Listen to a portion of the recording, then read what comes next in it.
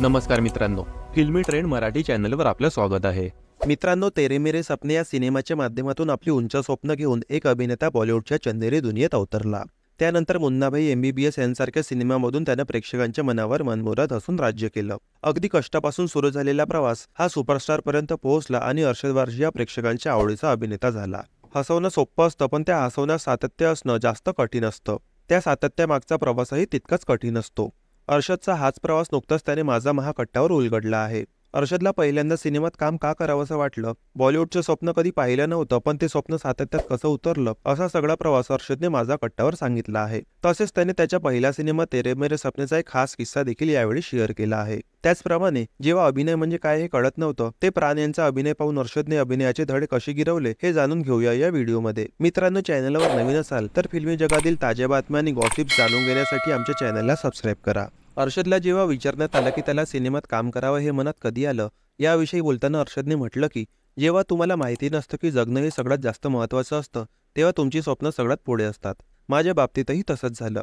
माझ्या मित्रासोबत तेरे मेरे सपनेचा दिग्दर्शक माझ्या घरी आला, तेव्हा त्याने माझं वागणं कसं आहे बघितलं आणि त्याने मला सिनेमात काम करणार का असं विचारलं। पण सिनेमात काम करण्याची भीती वाटते म्हणून मी तेव्हा त्याला नाही म्हटलं होतं।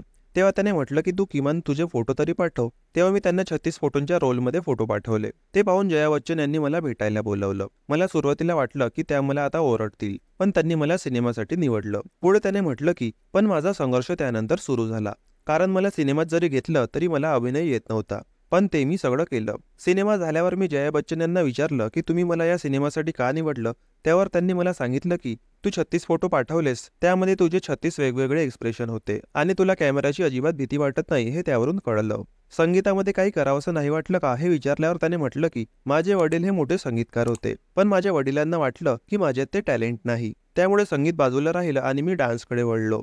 माझं 10वीचं शिक्षण झालं आणि मी शिक्षण सोडलं, पण हे मी मुद्दाम नाही केलं, मला ते करावं लागलं। घराची परिस्थिती तशी होती। त्यानंतर मला काम करणं गरजेचं होतं। सुरुवातीला मी अगदी छोटी छोटी काम करण्यास सुरुवात केली। त्यानंतर माझा एक मित्र आहे, तो तेव्हा कोरिओग्राफर होता। असा तो प्रवास सुरू झाला आणि मग मी देशाचंही प्रतिनिधित्व केलं। त्यानंतर माझा प्रवास थांबला नाही। अरशदला त्याचं मराठी कनेक्शन कसं आहे हे विचारल्यावर त्याने म्हटलं की मराठी मला समजतं, माझं शिक्षणही मराठीत झालं होतं, पण जिथे माझं शिक्षण झालं तिथे थोडी इंग्रजीची सक्ती होती, त्यामुळे तिथे इंग्रजी बोलायला लागायची। मला 9 ते 5 नोकरी करायची नव्हती, मला कलेच्या क्षेत्रात जायचं होतं। मी उत्तम उद्योजक होणार नाही, त्यामुळे ठरवलं होतं की इथेच जायचं आणि माझा एक गोष्टीवर ठाम विश्वास आहे की कोणतंही काम करण्यात अजिबात लाज नाही। अरशदने सिनेमा सोडण्यासाठी खूप प्रयत्न केले होते। त्यावर तो बोलला की माझ्या पहिल्या सिनेमानंतर मी सिनेमा सोडण्यासाठी खूप प्रयत्न केले। मी त्या दिग्दर्शकाला सांगितलं होतं की तुला दुसरा कोणीतरी भेटेल, पण मला हे जमणार नाही।